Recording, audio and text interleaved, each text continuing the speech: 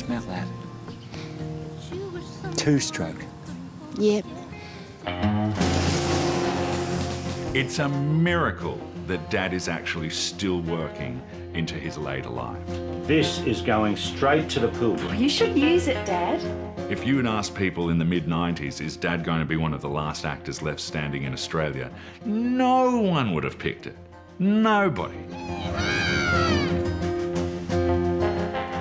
I think Michael's career has endured for two reasons: talent and persistence. Don't give up, don't let go, keep going. We're off to Shanghai Express and Kung Pao chicken. I don't think there are many other Australian actors that have the range that Michael has. A lot of actors can play serious drama. Very few have the comic skills that Michael has, and he can do both. That head of his comes from growing up in country Queensland and by living a hard life. I know that he loves a glass of whiskey or two or three or four at the end of a day. And I think it's masking something, you know, a vulnerability, a sensitivity. That vulnerability, though, is something that really enriches the roles that he plays because he can access that and bring it to the screen. Hey, Santa! I'm at that time in my life where the eyes are playing up, the lungs are playing up, the balance is not as good as it was, and you're realising that it's all downhill from here and that you're not going to get another lap. You know, you're in the straight. I think the whole thing is to do as much good as you can while you can.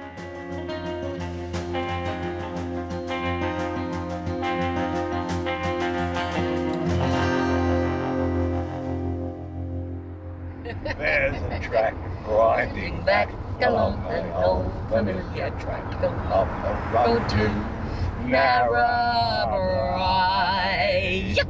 Oh, we haven't lost a thing, have we? Michael just represents the great Aussie battler, I guess. I think we need to build up our repertoire. His role in the castle has set him up as this guy who wants to protect his little patch against the big forces of government and industry. It's not a house, it's a home. A man's home is his castle. The castle is about the big end of town trying to push the little man off his land. You just can't walk in and steal our home. And the little guy takes him to the highest court and he wins. Let's stick it up. The castle has become a magnet for people to identify with. Tell them they're dreaming. What about the Serenity? It's all that stuff, you know. We're going to Barney Doon. And I think it's seeped in that you don't let the big fella walk all over you. Two drifters off to see the world. A lot of people worry about the fact that if they stand up for something, they're not going to get a role and that it might jeopardise their career. Michael just doesn't care about that. He's got nothing to lose. When he talks about he wants to make a difference, I think he's talking quite clearly about the environment. The environment is where every one of us lives, breathes, eats, drinks, and dreams, and that's what he wants to make a difference to. We've had quite a few shops shut during the drought. My heckles get up a little bit when I get people from the city trying to tell us what we should and shouldn't be doing. But I welcome Michael Caton to town. He's an icon in Australia, and I look forward to the debates we can have with our differing views. Well, when Dad was a toddler, my grandfather, the first Septimus, died in a workplace accident. He was pulled into a piece of machinery, giving a safety induction of all things. It suddenly meant that Dad was the only male of the family. So he had this very doting mother and these two doting sisters, and suddenly he was the little prince. And I do think that that's sort of where the performer was born.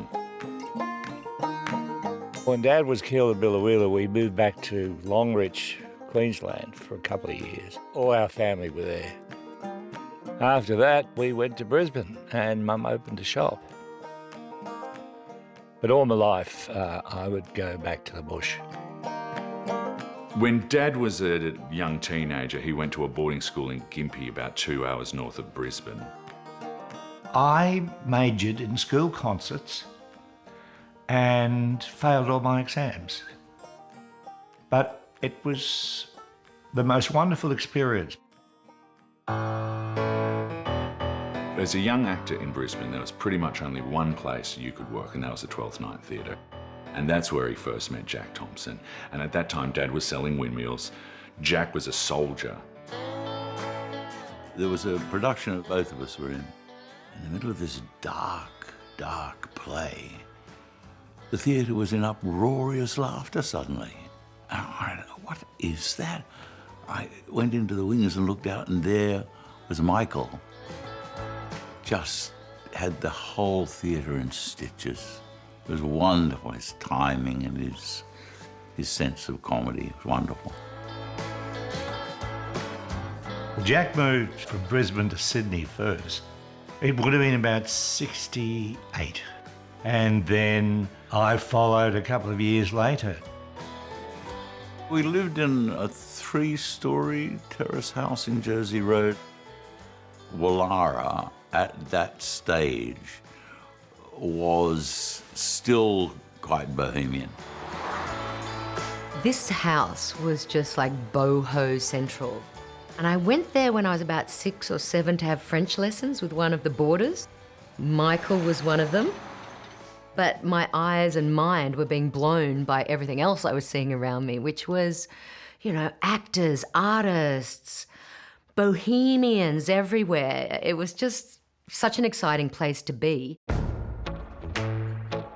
Jack Thompson and his partner Leah were always instrumental in sort of educating Dad in a way around food, books, theatre, politics, all those sort of things. Little by little, they opened the world to him. I remember when Jack did the centrefold for Cleo, and I came down expecting to have a cup of tea and a piece of toast. And there's all cameras set up in the lounge room, and Jack's on the chaise lounge. And just as he was about to take the photograph, Michael's head appeared around the door. Oh, sorry.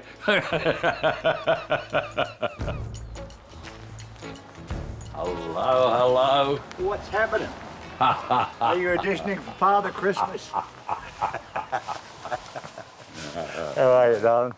My father didn't have a brother, he has Jack. Good to feel you. I think that it's this shared spirit, this shared love of being out bush, this shared love of so many things. I think they have a very deep connection. And you said, I'm a soldier. They are always there for each other. You said, what do you do? And I said, I sell windmills.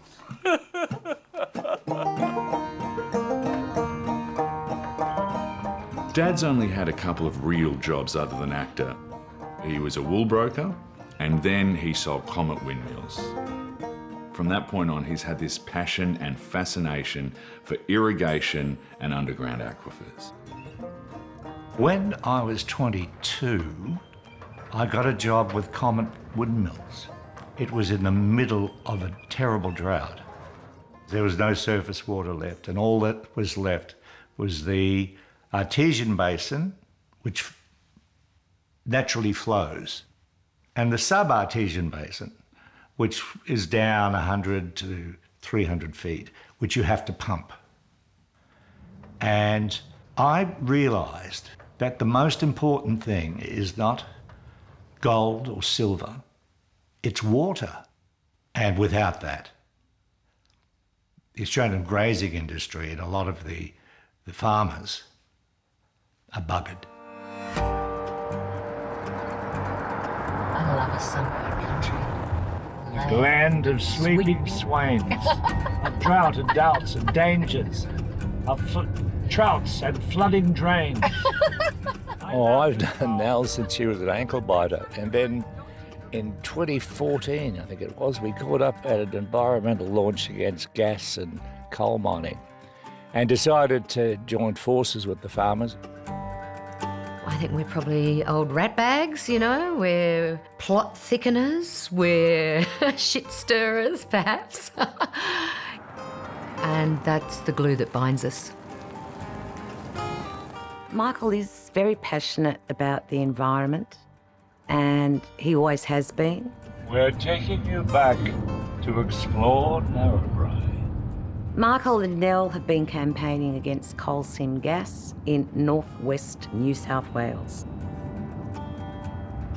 Santos is proposing a large coal seam gas project in the Narrabri and Pilliga region.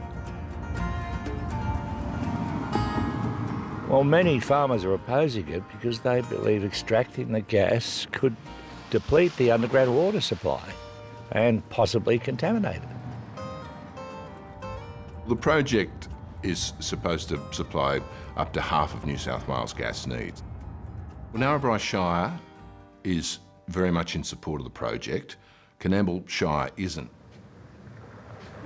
We're here to talk to people who are both for and against coal seam gas. The Narrabri Gas Project is proposed to drill up to 850 wells. About 60% of them will be in the Pilliga Forest and about 40% on surrounding farmland. Margaret, I'm Nell. Margaret, I presume? A local community group has just started a case against the Independent Planning Commission's decision to approve the Narrabri Gas Project. What a wonderful spot. I know. What a drive. Are we right in the heart of the Pilliga here? You know, people just call the Pilliga scrub a bit of a wasteland, you know, something that's not worth protecting. But it is actually a recharge area for the Great Artesian Basin. The basin's massive. It underlies 22% of Australia's continent, and the recharge area is the only points of entry for the water for the whole basin. Very limited areas have recharge, and we're on one right now in the middle of the Pilliga. There's water everywhere. It's seeping down through the sandstone back to where we want it. And we have the proposed Narrabri Gas Project threatening that by drilling through a crucial recharge area to coal seams well below, and then needing to extract gigalitres of water that's toxic to plant and other life forms. I think as soon as you move west of the Great Divide, you just find people reliant on groundwater. We don't have high rainfall. We don't have the surface water that we can use. All my mob up in Longreach, it was the same story. Many of these communities facing coal seam gas are really quite beleaguered by all of this. When Michael tips up, it's like, yes, we have support. Someone believes in us. Someone is standing beside us. Hi, Adam. How are you, mate? And he really does give them renewed energy to continue that fight. Great to see you. Welcome. Same to you, Adam. Yeah. Same to you. Welcome. Thank you. G'day, kids. Hey, welcome. Lovely to meet Cattle farmers Rowe and Adam McRae have been fighting the proposal for nearly a decade.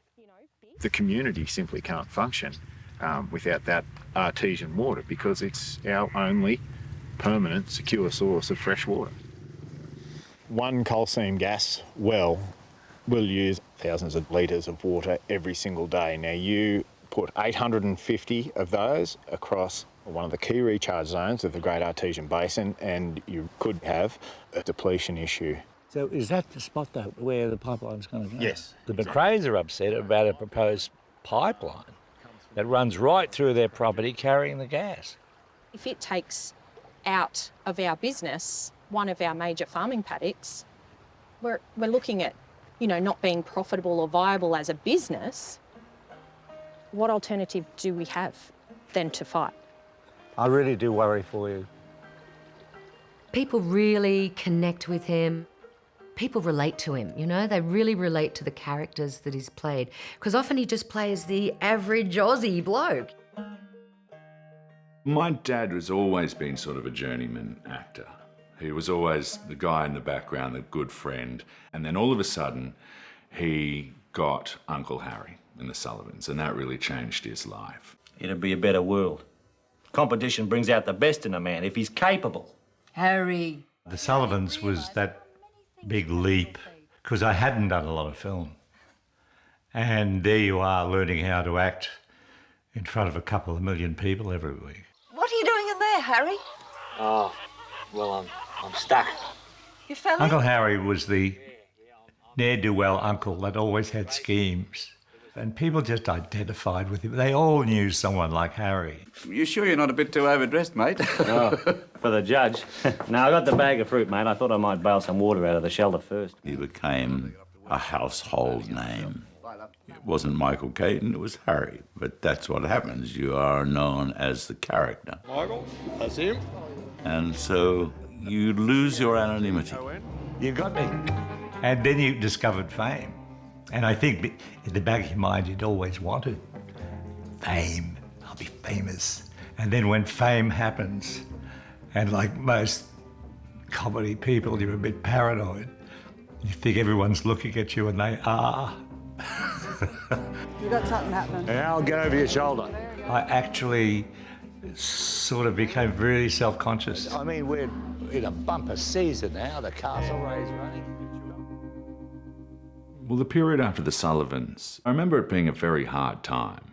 I remember that he was unemployed a lot. And that for an actor can be soul-crushing. I was about 3 or 4 when my parents split up. There were times when Mum wasn't getting the child support checks. When you're absolutely broke and your son's mum is struggling and you can't keep your end of the bargain up, it was just, it just flattens you, really.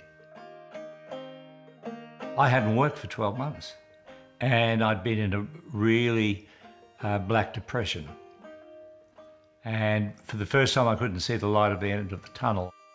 So I didn't drink for 12 months. I saw a lovely psychiatrist and I did a lot of work on myself. I just turned to writing and I thought, well, it's all over. I was just getting into NIDA and Dad said, I'm off to Melbourne to shoot this little film. Dad, radar. 11-day shoot, $3,000, but decades of career after it. That's the real payment at the castle. How much did that cost? $70. Just paid for itself. The castle publicly elevated Michael from a well-known actor to a star of the new Australian cinema. That movie, his character, is there, has entered the language. You know, that goes straight to the pool room. Go on there dreaming. I was a last-minute replacement for the castle. I changed everything. You know. Prior to that, I was like the old couch in the corner, you know, a bit dusty and faded and jaded. And then all of a sudden, it all opened up again. It started, it was a complete resurgence. It was just wonderful. How's this, boys? Woohoo! What do you call this? Chicken. Yeah, it's got something sprinkled on it. Seasoning. As a matter of fact, my wife cooked up a beautiful chicken soup last night, and I said, darling, this is beautiful. What's this called? Hello, Michael. How are you, Rob? Welcome to Narrabri. Lovely to be here. It's a pleasure to have you here, mate. I'm a you. big fan. Here in Narrabri, all of our water is artesian water. Mm-hmm. So, you know, we survive on that. So, you don't have any fears about pollution of that? Oh, personally, no, I don't. And generally the community doesn't, because we're very well educated as a community in the safe extraction of coal seam gas. You have absolutely no doubt that there can be no pollution of the underground water. Where is there 100% guarantee in anything we do? Gas, don't forget, is a clean energy. I support it because it gives opportunity to young people, it gives opportunity to business, whether it be directly or indirectly, and we don't get those opportunities in the bush very often. But you also have sub-artesian water here. Look, the reason about 90% of the farmers are opposed to this is all our rivers are underground. That is why they don't want coal seam gas. They don't want to see that river polluted. Because once you scramble that egg, you can't unscramble it. But here you go, down here. I have complete and utter faith in Santos and their operations. The inner casing, science tells us that it's safe. But you still got the concrete. I can see that all scientists aren't agreeing, but we can only go on our independent scientists that are provided to us. We can't just sit on our hands and rely on solar power or wind power or things like that. They're not going to cut it at this stage. And Rod and I have been arguing the toss this morning. We've had a very robust and interesting conversation. It's been a pleasure.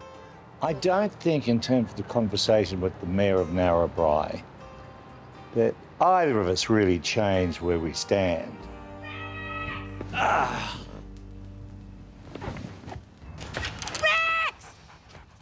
Michael is, like all really great actors, the idiosyncratic personality, and you do need to know how to talk to Michael and also how to challenge him too, because Michael can be, you know, quite intimidating when he wants to. Oh, you hate mess, Paul. You told me so 1,000 times. And it doesn't get any messier than a black woman holding the hand of a dying white fellow who can't even wipe his own ass. The last few films he's made, especially the films with Jeremy, he's brought out different sides of himself. He's going deeper inside himself now for his roles. It's hard. What is? You killed yourself. It's really f***ing hard. The Last Camp to Darwin is a film about a guy who discovers he's dying. There it is. There it is. I don't think many people knew that Michael could be a dramatic lead actor at that time, but I was absolutely convinced he could do it. I knew there was a kind of a darker, more introverted and complicated side to Michael. Oh, you smell good. In the end, it's impossible to imagine that role in that film done with anybody else doing it. And he won the Best Actor award, and it changed a lot of things for Michael. I was raised a Catholic, but I've rejected Catholicism. But its imprint is on me. And I have darker things in my psyche. You want him to kill my ram? Dad always draws on his own life for his films. Murderer! Come out here, you weak prick! Rams is about two brothers. Dad plays the angry, bitter, old drunk. And if you've known Dad long enough, you know he does like a drink. And then when he does drink, that's when he gets really passionate. Yeah, we got to change the bloody world. We got to save. You know, that's where that side of Dad can come from. So I think Jeremy saw that. You think I'm going to listen to you? You think I'm going to listen to you, you weak The reason I thought Michael could do it was because it would be fun to explore the side of him that, you know, that can have one or two too many drinks sometimes. Everything's going to be okay. Well, Jeremy knows me. Look, I'm not pure white. I'm not black. I live a life, and I live it to the full. Try not to be too destructive of myself. Righto. Righto. Michael likes a drink, but he's nothing in comparison to the character that he plays in Rams. So I hope everybody knows that. Nice to meet you, Steve. Nice to meet you too, Michael. We've got a small mob of sheep here. They're actually Australian whites. Well, you better go and see Rams. Have you seen Rams? Yes. Yes. Yeah. Enjoyed that too. Yeah. I hope I can convince Michael that coal seam gas is not a big enemy, that it is something that's good for the community. Young fellas leaving town has been a problem for many years. I've got no qualms about digging for gas and being a problem with the water. I worry a bit about the long-term effect. The pressure will be on Australia to rein that in come 2050. We've got to do it now because the gas is there to be taken and I think we should use it. I think the amount of emissions that Australia makes is so minuscule that it's not going to make the slightest bit of difference at all. My view is that climate's always been changing. None of the predictions of the climate change people that I've seen have come true. Our next stop is to visit David Chadwick. He's got a massive feedlot in CAMPBELL sustained by solar energy. We use about 100 megalitres of water. An animal on a really hot day will drink about up to 120 litres of water on its own.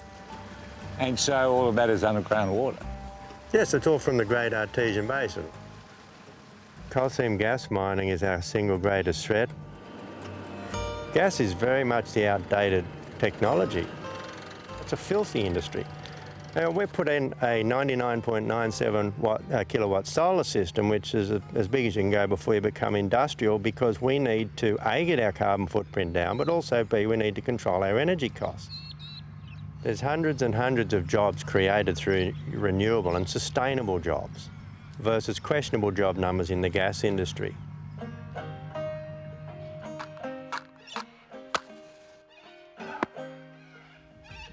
I've seen the castle many times, and I don't think we could have, you know, a better pin-up boy for our campaign than Michael Caton. You know, the themes and the essence and the vibe of the castle that he brings to the fight is so transferable and so applicable to what we're trying to do here. It's become a magnet for me, I must admit, to give a helping hand to anyone who needs to fight big business or whatever. We don't know how this is all going to end, whether the Narrabri gas project will get the big tick. We're waiting anxiously for a decision later in the year. It's exactly 30 years ago today that we met. Wow. Is it? Exactly to the day. Michael has led a long, incredible, boisterous, complicated life. He's done everything in his power, I would say, to shorten his life, and he's still with us. Happy birthday to you. Happy birthday to you. I just really notice that I'm losing memory, vocabulary. You should cut it and make a wish. I've got to work twice as hard as I used to. Probably 3 times as hard as I used to, especially if you get a big page of dialogue. Michael's mum lived to 103. Dad's getting to that time in life where every few weeks another one of his mates is gone, another star has blinked out. And I think that's really left Dad with, I'm going to make the most of the time I have. Largest knife and twice as beautiful. I have become an unlikely grandfather at 77. I've had a dream run. And I think young Beckett is going to have a much harder road to hoe. And I'd rather not leave him with a poisoned landscape. Michael's going to leave us with some of the most incredible characters in, you know, the history of Australian cinema. Cheers. Cheers. And he's also going to leave us with a sense that the underdog can win. How's the serenity, doll? Michael often says he's in the home straight now, but there's plenty of life left in him yet.